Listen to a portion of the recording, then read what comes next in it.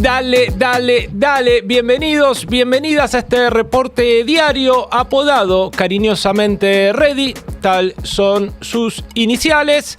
Un martes sumamente frío en este hermoso país. Levanto la cabeza y veo a mis compañeras vestidas con principalmente lana mientras me hacen unos pasitos tipo pulpo. Ya estamos a julio, así se comenta en los ascensores de los edificios, en los almacenes de barrio y acá donde no estamos exentos de la realidad. Feliz día a todos los arquitectos y arquitectas, si es que hay alguno del otro lado. Quizás sea más factible que haya algún historiador o historiadora. También feliz día para ellos y para ellas. Y por supuesto hoy, 1 de julio, se conmemora un nuevo aniversario del paso a la inmortalidad de Juan Domingo Perón. En lo que respecta a la actualidad, al día a día frenético que nos imponen, estos son los títulos del día. Toto sin bicicleta. Se va en helicóptero. Atención, hay teorías de lo que puede acontecer con la economía de este país. Repitan, YPF es Argentina. Es el tema del día. Todos los detalles sobre el fallo de la jueza neoyorquina y las repercusiones en este país. El gobierno en salita de 5, siguen poniendo apodos, siguen discutiendo estupideces mientras los números no cierran. Esa obsesión llamada Formosa. Sí, así como ayer mostrábamos algunas repercusiones de lo que dejó la elección en Formosa, fue escalando el tema, cada vez más gente pide intervención. Cuando digo gente me refiero a dirigentes vinculados con el oficialismo a nivel nacional y también con los grandes medios. Y por supuesto, como es habitual ya en este programa, tendremos sobre la recta final la mamushka de boludeces. Muy bien, entonces ya saben, pueden participar de la encuesta ahí en YouTube. Como siempre decimos, un like viene bien, un comentario también. Los leemos, los estoy leyendo, ya lo que están poniendo, las opciones que están barajando acá en el chat. Y hecha esta presentación formal, le damos rienda suelta a este Ready de martes.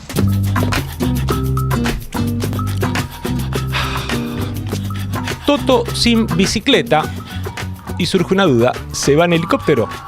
Julio arrancó, probablemente ya lo sepan porque viven en este país, con aumentos, suben las prepagas, suben los colegios privados, el transporte, por lo menos en el AMBA, la nafta y los alquileres. Hace unas horas hubo un abrazo simbólico al INTI en contra de su vaciamiento y trabajadores del Garrahan leyeron hace instantes, según estoy viendo en este momento en pantalla, una carta pública por reclamo salarial, así se dice, y presupuestario. Por otro lado, ayer te contábamos, y seguro que lo escuchaste a lo largo de todo el día porque es una de las noticias de la semana, el banco JP Morgan recomendó a sus inversores reducir su tenencia de bonos en pesos y alertó por dos cuestiones: el ruido electoral, así lo llaman por un lado, y por el bajo ingreso de las divisas, la falta de dólares. Le sugirió, mejor dicho, a sus inversores que desarmen el carry trade y se aseguren los dólares. Visión de futuro o profecía autocumplida. El dólar después de esto aumentó su cotización, se perdieron reservas y se instaló una duda realmente insólita. ¿De quién es la responsabilidad? Sí, algunos ponen en duda de quién es la culpa de esta situación. Por ejemplo, el periodista Eduardo Feynman se preguntó si todo esto es consecuencia del programa económico o de los cucas. Mirá. La pregunta es, ¿el JP Morgan no confía en el programa económico o no confía en la oposición, en el kirchnerismo? Porque cuando habla de ruido político, ¿no? ¿A qué se refiere? ¿Tiene miedo? ¿Huele a que la próxima elección se puede complicar para el gobierno?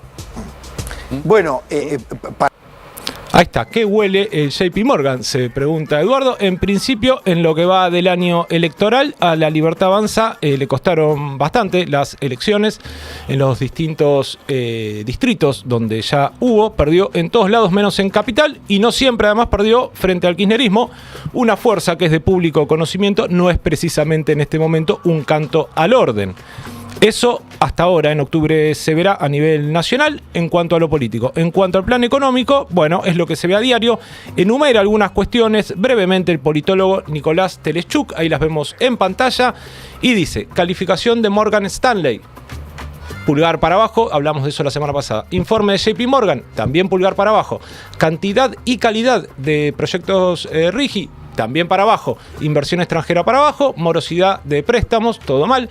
Fuga de divisas, default de empresas de agro, industria y energía. El plan es malo en sus propios términos. Dice, se me ocurre entonces pensar que si hay chances de que vuelva el kirchnerismo, puede llegar a tener que ver porque el plan económico no es tan bueno, no es tan sólido. De hecho, hoy otros fondos de inversión, PIMCO por ejemplo, también están desarmando posiciones y se la están llevando afuera. Pero estas son algunas cuestiones. Vamos a otras. El diario La Nación comentó que cerca del presidente evaluaban que esta situación se arribó porque el kirchnerismo podría volver en 2017. Ahí está el título, dice: el gobierno relativizó el informe negativo de JP Morgan contra los fondos argentinos, y en el extracto que está en pantalla, se los leo, dice: cerca del presidente vincularon las advertencias del Banco de Estados Unidos a la incertidumbre. Y dice, atención, adjudicaron las recomendaciones de JP Morgan al riesgo Kircho.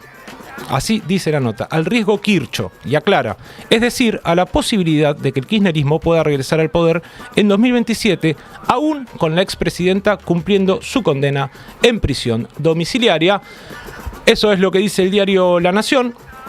Esto de las desgracias son culpa del kirchnerismo, ya lo escuchaste y mucho. Por ejemplo, cada vez que se refieren al riesgo país, lo hacen, es una constante.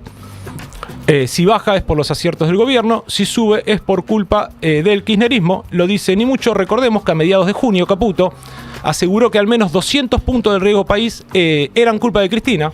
Así lo contaba en su momento el periodista acreditado en Casa Rosada, John Eguier. Atribuyen, y esto ya lo hizo público Luis Caputo hace algunas semanas, atribuyen que 200 puntos del riesgo país, hoy está creo que alrededor de 700, son del kirchnerismo, son por el miedo de la vuelta al kirchnerismo, están convencidos de ese relato y creen que con esto puede llegar a bajar el riesgo país. Recordemos que el ministro de Economía necesita que baje el riesgo país para salir otra vez al mercado internacional y volver a tomar deuda. Ahí está, bueno, 200 puntos son culpa de Cristina, decía Caputo. En este momento el riesgo país está en 677 pesos.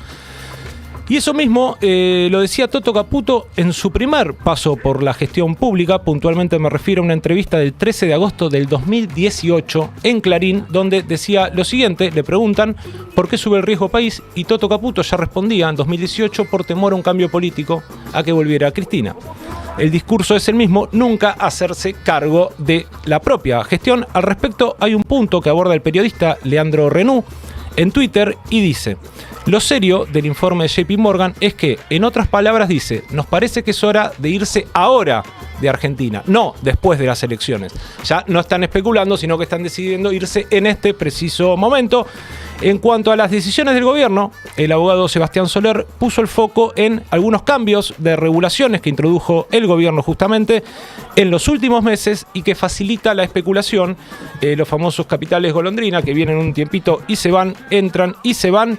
Mira, esto es lo que enumera, dice: primer acto, 22 de abril, JP Morgan recomienda comprar bonos argentinos.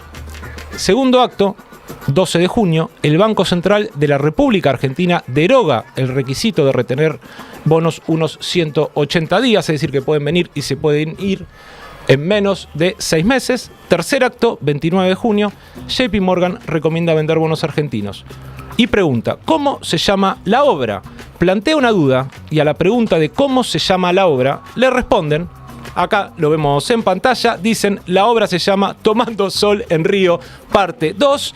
Y la ya célebre foto de Luis Andrés Caputo en Río de Janeiro, muy despreocupado, mientras nosotros acá aguantamos como podemos. Y no suena tan descabellado todo esto, al menos según lo que explicaron en el streaming de Infobae que veremos a continuación. Adjudican cierto cansancio. Hay quienes dicen dentro del gobierno que tiene que haber una renovación para después de las elecciones, porque frente a la posibilidad de que haya algún retoque postelectoral en el programa económico, por ejemplo, con algún tipo de corrección en el tipo de cambio, valga la redundancia. Bueno, en ese caso veremos si Luis Caputo, postelecciones, sigue siendo o no el ministro de Economía. Bueno, ahí está la duda planteada. Dice: veremos si sigue siendo o no ministro de Economía el Toto Caputo después de las elecciones. Al final puede llegar a ser, como tuiteó @Rinconet, quien dijo: Si encarcelando a una kirchnerista, denigrando a un periodista y paseando un perro falso, el gobierno no logra aportar tranquilidad financiera, yo ya no sé qué más se puede hacer, bromea @Rinconet. ¿Y cómo estará el temple de quien conduce esta gran nave llamada República Argentina? Es la pregunta. Pues bien, esto puso el presidente de la Nación, cita un tuit de una cuenta libertaria que hace referencia a un comentario viejo de la economista Marina del Poyeto y pone: los que usan el informe de JP Morgan para atacar al gobierno pronosticaban una inflación del 4%, y tras eso pone el presidente de la Nación, Javier Milei, lo vemos en pantalla arriba de todo, de al pifieto haciendo lo suyo, pifiar feo siempre. Ahí tiene el foco el presidente, listo, asunto resuelto. La culpa es de la señora que tiene la consultora económica sobre la falta de inversiones, no ha dicho nada. Quizás si un inversor tiene Twitter y se cruza con algo de esto, piense que por ahí hay otros destinos mejores para su dinero, no lo sé. Vamos a lo que opina la gente en la calle, basta de análisis y grandes bancos. Ayer fue fin de mes, como todos sabemos, y una señora dio su veredicto. ¿Fin de mes? No, ¿qué va? ¿Qué día del mes para vos ya es fin de mes? Cualquier día del mes, con este gobierno de mierda. Cualquier día de mes es fin de mes con este gobierno, dice la señora. Respecto al célebre saneamiento de las cuentas públicas, a poner todo en orden, que decían que esa era la cuestión, escribe el economista Christian Buteler y dice: el Tesoro debe 100, el Banco Central debe 100, la deuda da 200. Se traslada la deuda del Banco Central, que son 100 al Tesoro, ahora el Tesoro debe 200, pero los 100 que recibe el Tesoro los deposita el BCRA. Nueva deuda consolidada, descuenta los depósitos del Tesoro, 200 menos 100 da 100 y pone 3 caritas de esos emojis. Si no lo entendiste, no pasa nada, porque abajo de esto pone un video de los 3 chiflados que es esclarecedor. ¿Qué dices de los $20 que me debes? Sí, solo tengo 10, toma 10 y te debo 10. Gracias. Oye, Mau, ¿tú estás debiéndome 20? Ten 10 y te debo 10. Ah, tú estás debiéndome 20. Aquí están 10 y te debo 10. Aquí están los 10 que te debía. Aquí están tus 10. Aquí están los 10 Ahora que te sí, debía. todos pagados. Ahí está, los 3 chiflados y una clase rápida de economía es lo que sugieren en Twitter. Y cambiamos de tema, vamos al tema del día con una pregunta. Y ahora, ¿quién podrá defendernos? El tema del día y probablemente de la semana, claro está, es YPF. La jueza Lorena Presca, ya lo habrás escuchado, calculo, pero repasamos brevemente, es de Nueva York. Le ordenó a la Argentina cederles el 51% de las acciones de YPF, todas las acciones que tiene el Estado argentino, a los fondos buitre como parte de pago del juicio por la nacionalización de la petrolera en 2012. La jueza respondió así a la presentación que hicieron los demandantes, que son los fondos Burford y Eton Capital, para lograr cobrar el monto establecido en la condena, que permanece impago, por otro lado, porque no hay por el momento una sentencia definitiva. Hace un par de años la sentencia en contra, en primera instancia, determinó el pago de 16.100 millones de dólares. Hasta ahí la información. La relevancia de YPF en la economía argentina, porque es una empresa estratégica, lo detalló Daniel Seingart esta mañana. A ver, YPF, para la relevancia económica que tiene, que es el 1,5% del PBI argentina, el impacto del empleo es poco, claro, es el 22.000 empleados, si no hago mal la cuenta, es el 0,1% del empleo. Entonces es el 1,5%, es 15 veces más importante en su contribución al PBI que al empleo, algo que es muy típico de la industria petrolera, que es lo que se llama capital intensiva. Genera poco empleo por cada unidad de PBI que genera. Esto pasa también en otras petroleras. Bueno, a ver, algunos números más. YPF produce más o menos la mitad del petróleo del país, es por lejos la principal petrolera, y en gas es el 22% del gas. Bulgaroni, seguramente, ¿no? Sí, mucho más atrás. Mucho más atrás. Y en gas es la segunda, es casi un cuarto del gas, pelea palo y palo con Total Austral. Tiene más de la mitad de la cuota de mercado en naftas y diésel, sigue muy atrás Shell, Acción, sigue mucho más atrás. Bueno, ahí está, el aporte que hace al PBI la petrolera estatal, y es eficiente, da trabajo, escuchábamos recién. Gracias a YPF entran dólares al país y hay trabajo. Conocida la noticia, ¿qué hizo el presidente? Es la duda. Pues bien, le echó la culpa al ministro de Economía entonces, actual gobernador Axel Kicillof. Acaba de publicar este tuit el presidente Javier Milei en relación con el fallo contra YPF. Dice el presidente Milei, un fallo contra Kicillof. Nos acabamos de enterar que la jueza Presca falló contra el Estado argentino en el caso de la expropiación de YPF. Independientemente de la cuestión de fondo, haber llegado a esta situación del país es responsabilidad directa del inútil soviético de Axel Kicillof cuando era ministro de Economía durante la segunda presidencia de CFK, de la condenada CFK. Bueno, esos son los términos que utiliza el presidente de la Nación. El peso que tiene YPF en la economía estará muy bueno.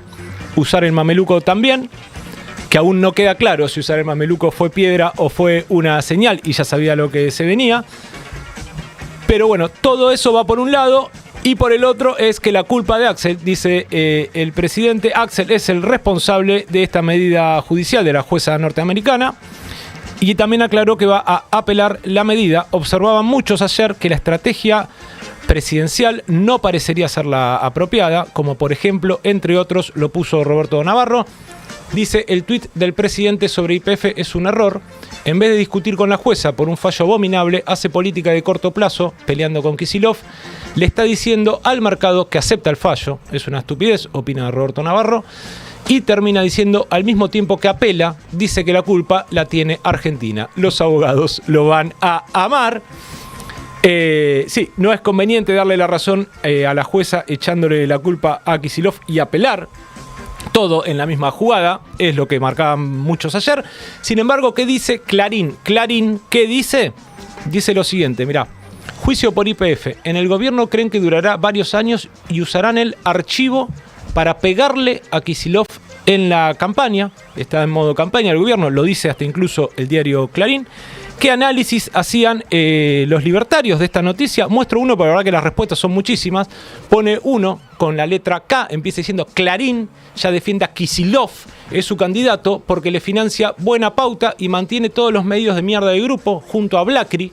Esa es la conclusión a la que arriban muchos libertarios después de leer esta noticia. Recordamos que la recuperación de YPF fue votada en el Congreso, porque eso es lo que indica la ley, incluso por varios opositores como Gerardo Milman, entre otros, y fue muy celebrada. Ayer estaban varios tweets recordando eso, por Luis Juez, Romo, Aleart, el candidato libertario en Rosario, entre otros. En ese contexto responde el gobernador bonaerense y ex ministro de Economía cuando se dio la recuperación de YPF. Lo hizo a través de un comunicado titulado La entrega avanza y lo escuchamos en la voz de Gustavo Silvestre. Trata de un disparate jurídico y de una intolerable intromisión sobre nuestra soberanía. Pero lo más grave y sorprendente no es el fallo ni el comportamiento de esta jueza. Lo más peligroso es que el propio presidente argentino elija ponerse del lado de los poderes extranjeros y no del lado de los intereses nacionales que debe representar y proteger. No hace falta una investigación muy profunda para advertir el vínculo entre la pasión norteamericana de nuestro presidente y esta noticia. Ahí está. Bueno, ese era parte del comunicado que sacó ayer Axel. Hoy llamó para una conferencia de prensa a las 18 donde pone el foco él es en, obviamente, defender lo nuestro en vez de darle la razón a los de afuera y atacarnos entre nosotros. Antonio Laje, el periodista, en plena sintonía con Javier Milei, más que informar, se dedicó a insultar y también con mala intención a confundir, defendió el fallo judicial de la jueza estadounidense que atenta contra la soberanía nacional. Casi un vocero, lo escuchamos. La Argentina le compra a Repsol, hace un acuerdo donde le compra las acciones a Repsol, este acuerdo que dice Kicillof que era recontraventajoso, pero son tan imbéciles que se olvidan de las dos empresas de Eskenazi. Son tan imbéciles que se olvidan de cerrar ese capítulo. Bueno, ahí está Laje diciendo quién es inteligente y quién no, en plena consonancia con la línea de Javier Milei. Rodrigo Quiroga en Twitter intenta aportar sensatez con un comentario y dice que alguien le avise a Milei que no puede ponerse la campera de YPF alardear superávit energético y vaca muerta, y al mismo tiempo culpar a Kicillof por el fallo, por la estatización de YPF, mostrando la doble vara, por supuesto. Cuando es bueno es de Milei, cuando es malo la culpa es de los demás, que lo venimos repasando desde que empezó el programa. Y después, además, Rodrigo Quiroga en otro tuit lo atiende a José Luis Espert, que había dicho que la empresa jamás debió ser estatizada porque funcionaba bárbaro. Pone Rodrigo Quiroga ahí un gráfico que se ve claramente cómo funcionaba la empresa antes de ser reestatizada y después. Si estás escuchando esto y no lo estás viendo, bueno, imagínate una curva en descenso en los últimos años durante la privatización y una curva en ascenso, claramente se ve en el gráfico, cuando fue reestatizada. Ahora bien, ¿qué hay que hacer con el fallo? Y empiezan a circular diversas teorías. No darle mayor trascendencia y luchar por lo nuestro es lo que parece plantear el politólogo Tomás Amigo en el siguiente tuit. Literalmente dice, hay que pasarse por el orto este fallo. Nuestra patria no puede depender de Wall Street ni de sus títeres con toga. YPF es patrimonio estratégico argentino. Acá la grieta patria y antipatria, la soberanía no se entrega ni se litiga. Bueno, esta es una posición. Otra línea que la pasó ayer nuestro querido amigo Gerardo Del Elisi, muy atento a este tema, y la mandó porque tiene lo que él llama la farlopita, una palabra que en los últimos días había salido del vocabulario Ready y está bien que vuelva a estar entre nosotros. Esto es lo que pasó Gera, y es que todo es un complot de los cucas, dice un tal Carlos Mira. Estoy convencido de que fue a propósito. Kicillof le entregó por TV a la jueza el argumento final para que no quede otra que condenar a la Argentina. ¿Quién va a cobrar? El fondo Burford. ¿Quién era Burford? Eskenazi. ¿Quién era Eskenazi? Kirchner. Los 17.000 palos, o la empresa, son para ellos. Esa es otra teoría que anda dando vuelta. Otra línea, atención con esta, es cagar a todos con una estrategia nueva. Ahí lo vemos en pantalla. Y la línea viene por ese lado. Se entrega YPF a los acreedores como total compensación. Al día siguiente se dicta una ley de hidrocarburos donde diga que todos los recursos petroleros y gasíferos de la nación pasan a explotarse únicamente y exclusivamente por el Estado Nacional. Se hace una nueva petrolera. Las acciones de YPF en 24 horas pasan a valer mierda, se recompran y asunto cerrado. Eso es lo que haría el peronismo, pero ustedes son muy verdes, arriesga. Y otra línea, atención con esto, es que este gobierno ya podría haber arreglado este asunto judicial y no lo hizo. ¿Quién dice esto? Eduardo Feynman, mirá. Mucho más barato. Este mismo gobierno lo podría haber arreglado en 10.000 palos o menos. Ahora le están reclamando más de 17, 18. Sí, el relojito son 2,5 millones por día. Por día. Entonces, vos imagínate, lo podrían haber arreglado en 10.000 millones y no a pagar ahora. Lo podrían haber pagado dentro de 10 años. Obviamente. O más. O más. Si hubieran querido. Sí. Era solamente... Y esto que estamos hablando hoy, ni lo estaríamos hablando. Bueno, ahí está Eduardo Feynman asegurando que esto el gobierno lo podría haber resuelto, mientras Nicolás Wieniawski se tapaba la boca con la mano y miraba para afuera del plano. ¿A qué se refiere Eduardo Feynman? Se refiere a esto que explica la periodista de La Nación, Sofía Diamante. Un primer proceso que en verdad finalizó en el año 2023, donde se le encontró a la Argentina culpable, al Estado argentino culpable por la expropiación de YPF y la obligó a pagar una indemnización de 16.100 millones de dólares. Ese proceso, ¿qué es lo que ocurrió? Argentina lo apeló y se está dando justamente el proceso en una segunda instancia, donde Argentina está intentando que se revierta ese fallo. Pero en el medio, la jueza de primera instancia, que se llama Loretta Presca, le dijo a la Argentina que debía depositar algún tipo de garantía para seguir adelante, cosa que el Estado argentino nunca hizo. Bueno, ahí está, esa es la situación. Entonces, por ahora, lo decíamos recién, Axel Kicillof convocó una conferencia de prensa para hoy a las 18 y el tema va a seguir en toda la semana. Un buen cierre a cargo de este tuitero llamado Nico, que pone en un tuit un texto y una foto que dice Argentina, 2 puntos, y en la foto se ve un auto con un cartel que dice no me robes más, ya me robaron todo. Muchas gracias por agrandarme la foto, querida José. Cambiamos de tema. Aprovecho para respirar. ¿Querés aportar tu like? Te pregunto. hacelo. Y si ya lo hiciste, te lo agradezco. ¿Votaste en la encuesta? Nos viene bien. ¿Tenés ganas de decir algo? Te escuchamos. 11 26 17 13 19. 11 26 17 13 19. Recordá que tanto este como otros contenidos de Ready en particular y de Re en general los podés encontrar en el YouTube de la radio, Re FM 103.7. Mismo nombre, Re FM 103.7 para nuestra cuenta de Instagram. Y ahora sí, seguimos. Y dale con Formosa.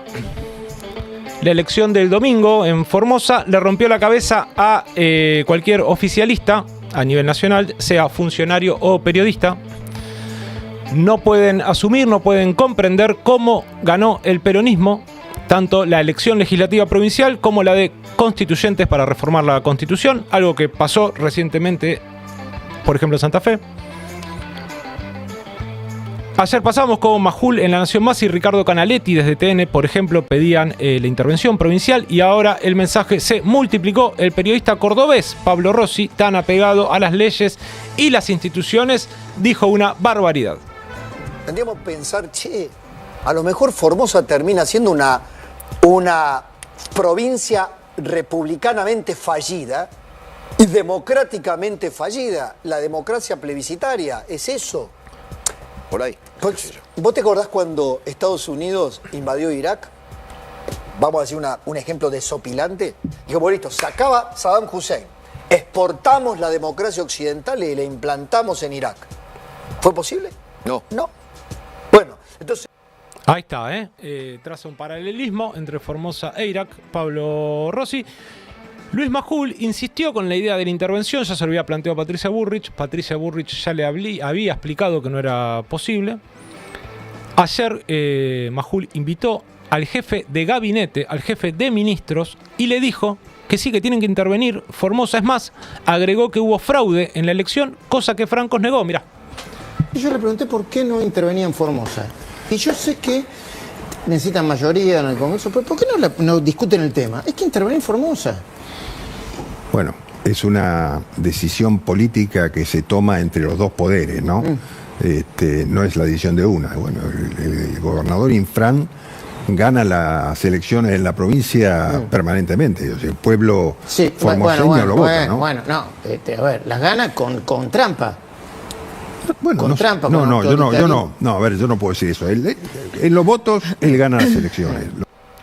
Lo gana con trampa, con autoritarismo. Yo no puedo decir eso, responde el jefe de gabinete. Seguimos con esa obsesión llamada Formosa. Ayer pasé por TN, puse mute, lo vi así a Johnny y ya supe cómo estaba.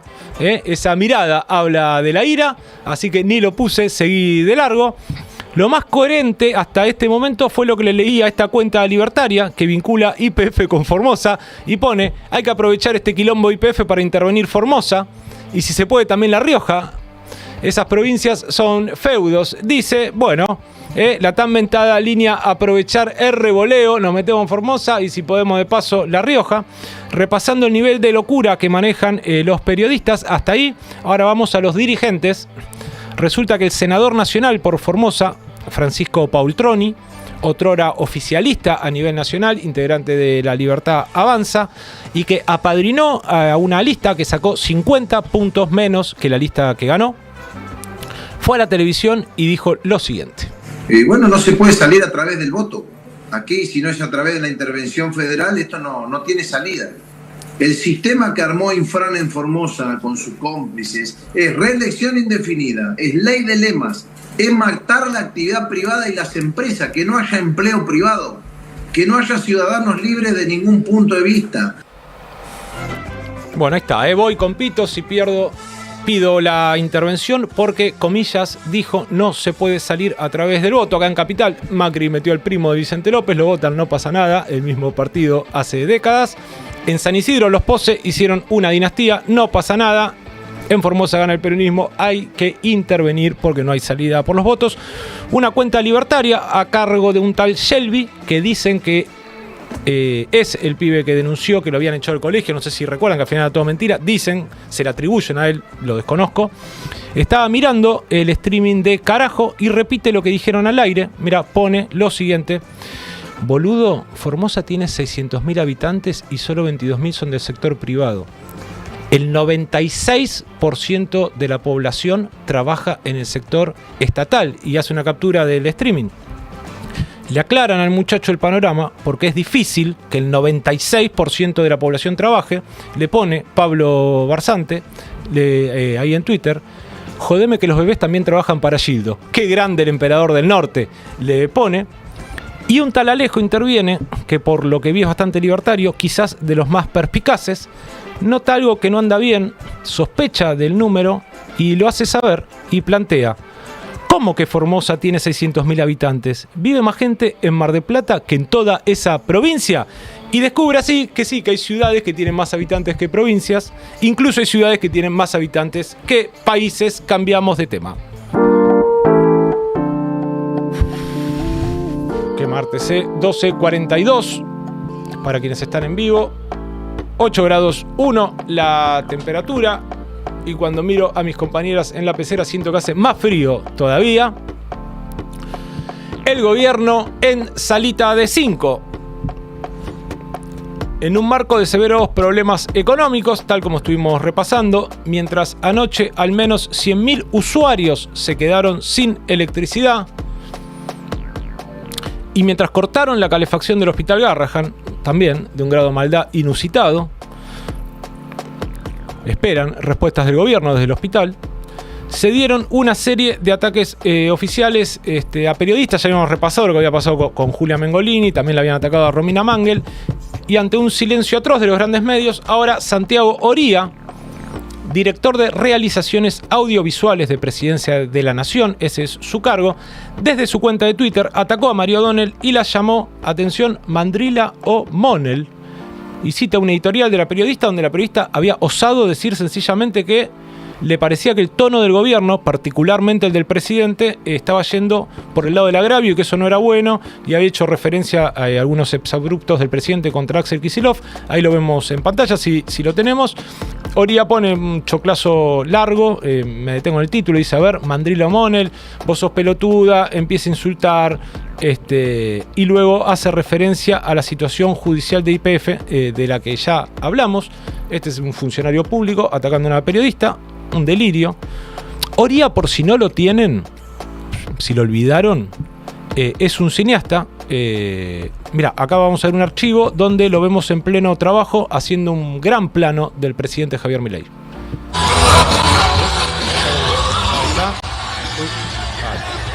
Bueno, ese es... me acomoda. Ese es el tipo que le dice a María O'Donnell que es una pelotuda. Le responden en Twitter. Un usuario llamado Juani le dice: Mandrila O'Monell, 10 años tenés. ¿Qué hizo el presidente de la Nación, máxima autoridad sobre el territorio argentino? Así que decir Mandrila O'Monell es de un niño de 10 años, hold my beer. Y puso lo siguiente: tremenda tendida Mandrila. Esto es lo que está pasando ayer en las redes sociales del presidente y otros funcionarios. Una locura total.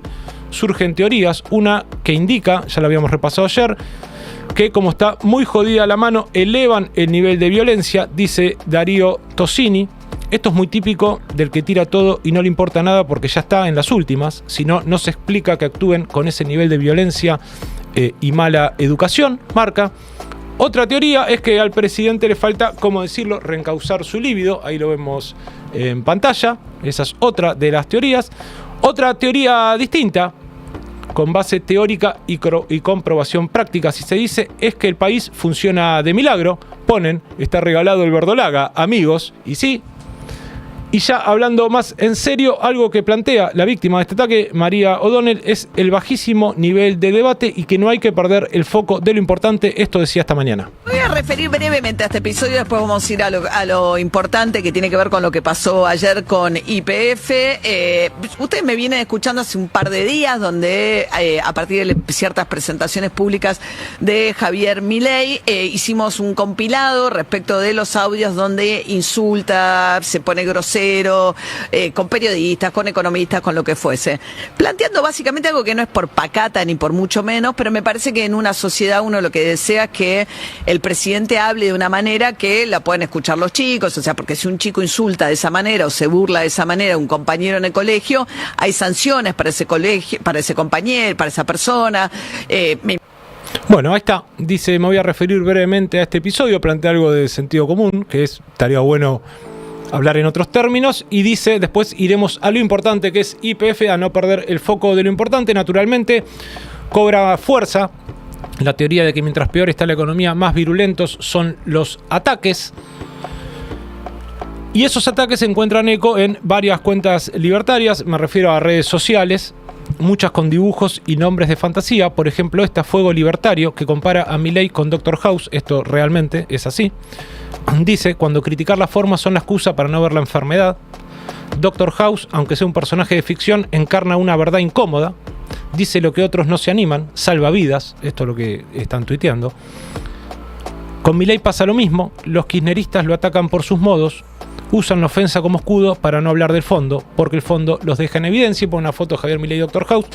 Estuvimos repasando hasta recién que de lo único que se está hablando es del fondo y de lo importante, de los problemas reales de la Argentina. Sin embargo, muchas de las respuestas al tuit son diciendo que sí, que es tal cual, que esto que el otro, y ya en su pico de locura máxima, Oría, funcionario público, pone Mandrilandia, mandriles en modo full desesperación, y se refiere con apodos a varios periodistas. Vemos un poquitito, nada más después lo sacamos. Pero este había video, una vez en Mandrilandia. Esto lo retuiteó el presidente. Donde la verdad tenía dueño. Los periodistas. A base de sobres repleto de bananas, Mandrilandia mantenía alimentados a Marcelo Mandrelli, Mandrila O'Monel, Luis Mandrilesio, Mandril Monales Solá, Jorge Mandrial, Mandrila Pauta Santillán, Bananino Rodríguez, Julián Mandrellini, entre muchos otros. Hasta que un día todo cambió.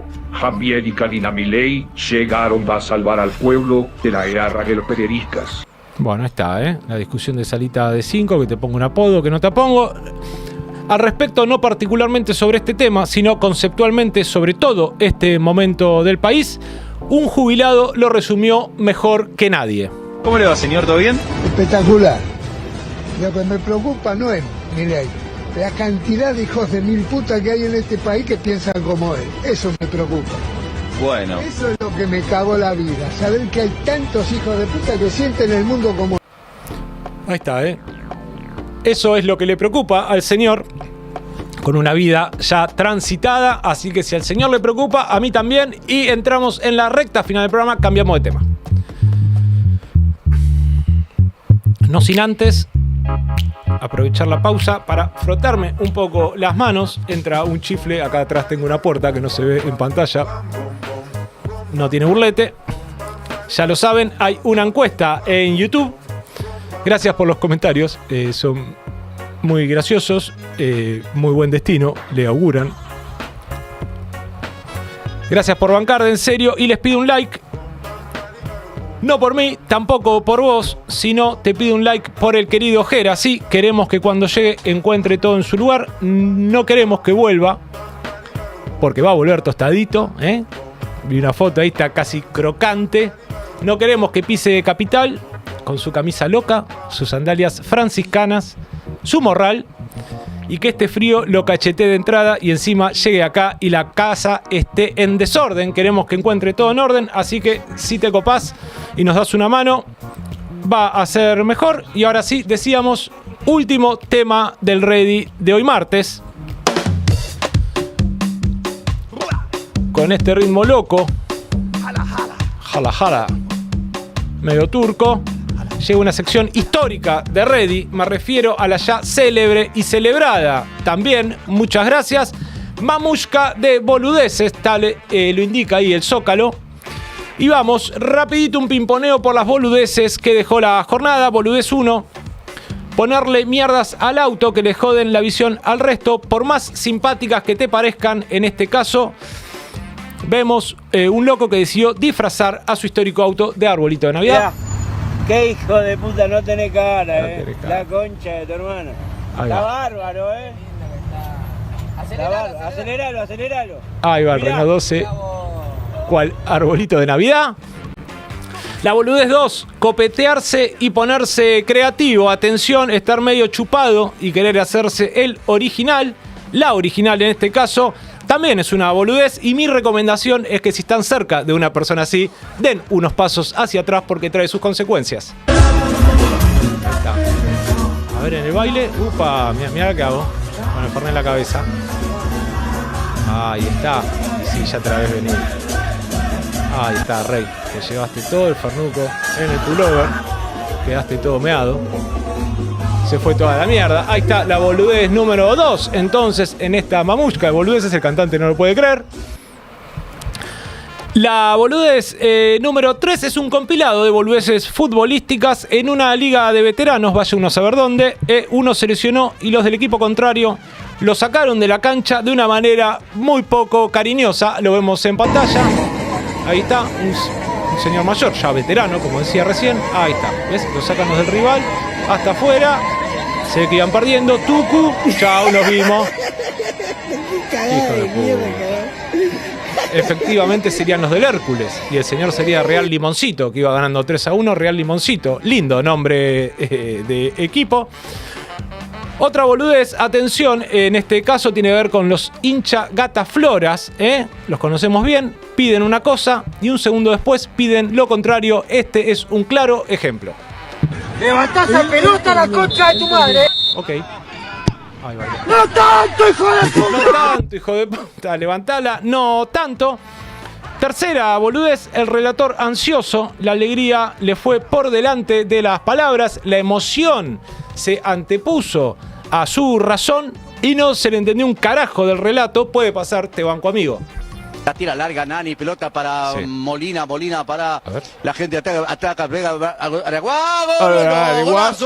Golazo, dijo, Ahí está, la trebuqueó toda. Cuarto, el hincha con anteojos, atención, sé bien de lo que hablo.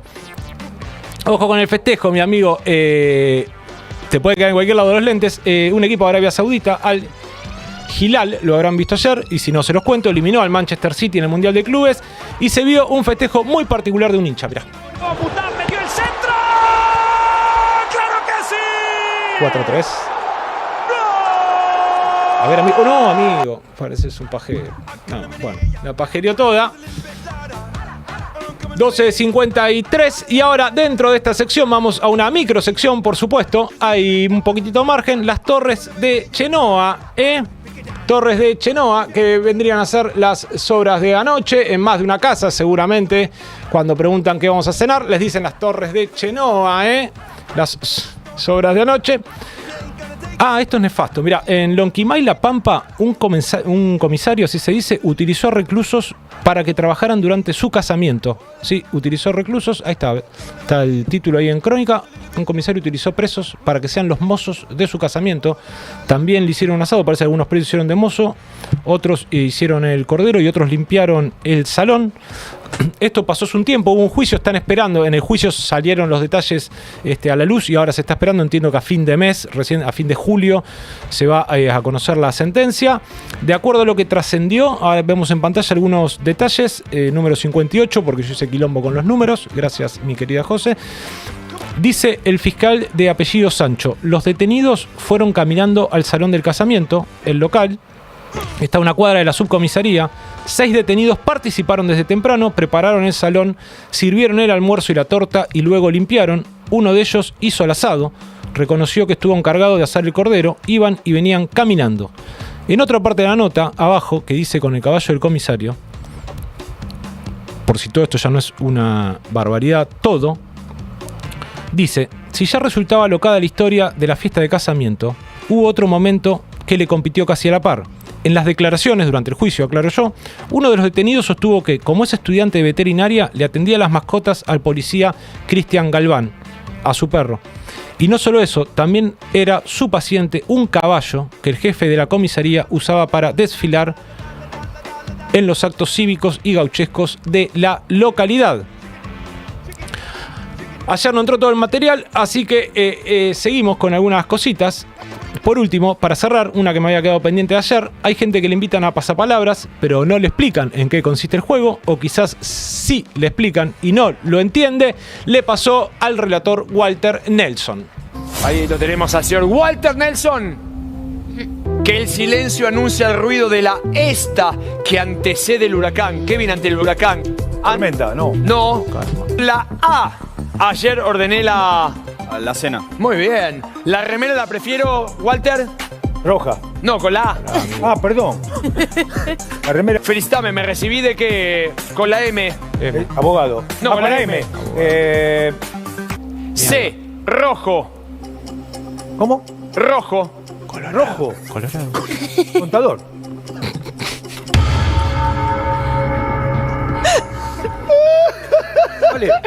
Walter es un número 1. Ya está, ya está.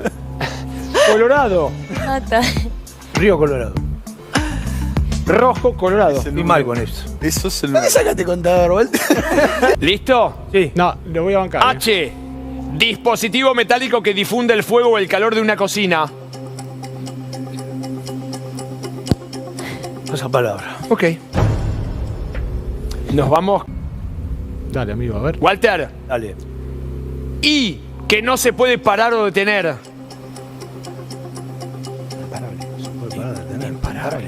Imparable. Sentado. Sentado. Ahí está, lo banco, totalmente lo banco la de Rojo Contador, habrá pensado en algún balance Walter Nelson, y de esta forma cerramos el resumen de hoy, martes 1 de julio, gracias por llegar hasta acá, gracias por los comentarios, una tanda y recta final para el ready del día de hoy.